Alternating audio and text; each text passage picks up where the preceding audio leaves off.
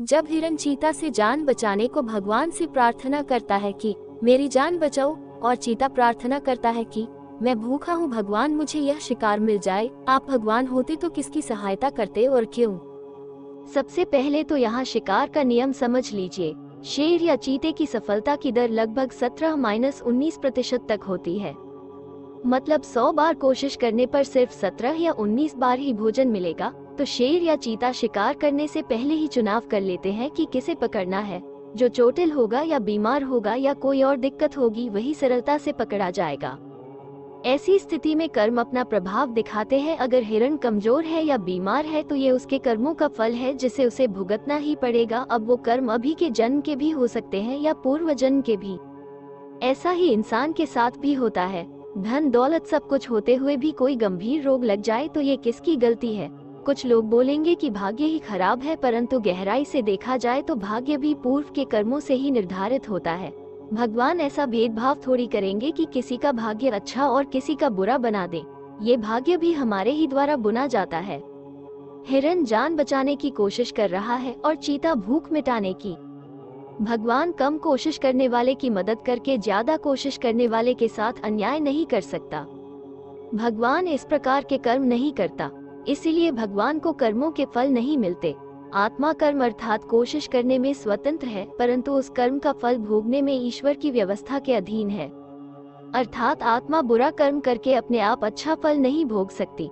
ये परमात्मा की व्यवस्था है कि ऐसे कर्म का ऐसा फल मिलेगा। कर्म अर्थात कोशिश के फल निश्चित है, इसको परमात्मा बदल नहीं सकता, क्योंकि अपनी एक बार बनाई व्यवस्था को बदलने से वो अन्याय, पक्षपाती और तानाशाह हो जाएगा। इसलिए जो ज्यादा दौड़ेगा, ज्यादा कोशिश करेगा, वो इस युद्ध में जीतेगा। भगवान इसमें हस्तक्षेप नहीं कर सकता। जैसे भगवान आग का गुण ठंडा और पानी का गुण गर्म नहीं कर सकता। भारतीय दर्शन के अनुसार परमात्मा के सिर्फ 3 कार्य होते हैं: ब्रह्मांड की उत्पत्ति, ब्रह्मांड का धारण और ब्रह्मांड का प्रलय। मान लीजिए इस दौड़ के बीच में कोई तीसरा बड़ा जीव अवरोध बन गया, चीते के सामने, या अन्य कोई समस्या आ गई। हिरण चीते से अधिक तेज दौड़ रहा है, पर अचानक मन में पकड़े जाने का भय पैदा हो गया, तब स्थितियां अलग होंगी। कुछ अलग है जो हमारे सामने परिस्थितियों का निर्माण करता है, जिसकी बदौलत हम हारते या जीतते हैं। शायद यही ईश्वरीय शक्ति है। यदि पुकार सुनने की बात पर विचार करें तो ईश्वर हमेशा कठिनाई में पड़े जीव की सुनता है, क्योंकि ये दिल से निकला आर्तनाद होता है, जबकि शक्तिशाली की प्रार्थना अहंकार से ओतप्रोत होती है। शारीरिक बल के मुकाबले अहंकार रहित मनोबल कहीं अधिक प्रभावी है। फिर कर्म और प्रारब्ध की भी यहाँ भूमिका है, जिसके अनुसार परिस्थितियां तय होती हैं। इसीलिए शास्त्रों में कहा गया है, तुलसी नर का क्या बड़ा, समय बड़ा बलवान, भीलन लूटी गोपिका, वही अर्जुन वही बाण। ईश्वर प्रार्थनाओं के आधार पर काम नहीं करते। कर्म से फल आता है, प्रार्थना से नहीं। ईश्वर ने सृष्टि के नियम बनाए हैं, जिनका स्वतः पालन होना इस सृष्टि की प्रकृति ही है। उन नियमों से सृष्टि चल रही है। घटना विशेष मानव को प्रिय लगे या अप्रिय, सृष्टि को उससे लेना देना नहीं है। जंगल में आसपास के वातावरण के अनुकूल अच्छे से ढली हुई प्रजाति जीवित रहती है। हर प्रजाति में भी कमजोर सदस्य शीघ्र शिकार बन जाते हैं और अंततः वही बचते हैं जो बचने योग्य होते हैं। चीते या शेर जैसे अन्य शिकारी जंतु का जीवन उतना सरल नहीं है जितना शिकार करते हुए देखकर लगता है।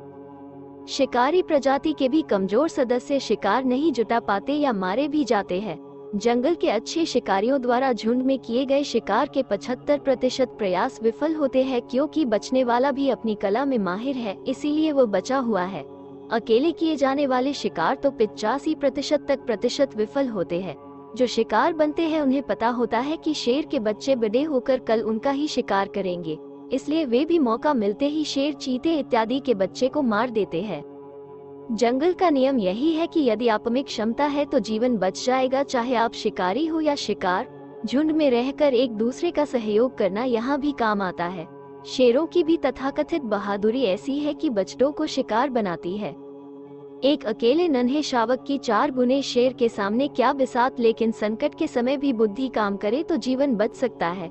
यह वीडियो देखकर हंसी भी आ सकती है। लकबग्घों का झुंड खुद शिकार बहुत कम करता है, बल्कि अधिकतर शेरों से उसका शिकार छीनकर खाता है। यहाँ पर संख्याबल शेर की ताकत पर भारी पड़ता है। भैंसे पर शेर पीछे से वार करता है, लेकिन अवसर पाने पर भैंसा शेर को गिरा गिरा कर मार भी डालता है। जिसके जीवन पर बनी है वो किसी भी प्रकार का प्रतिकार न करे संभव नहीं है। ईश्वर ध्यान का भी जीवन में महत्व है, लेकिन मांग पूरी करने के तौर पर नहीं। ईश्वर ध्यान से मानव में सद्गुणों की वृद्धि की संभावना होती है, जिससे कर्म बेहतर हो सकते हैं और अंततः कर्मफल भी बेहतर हो सकता है।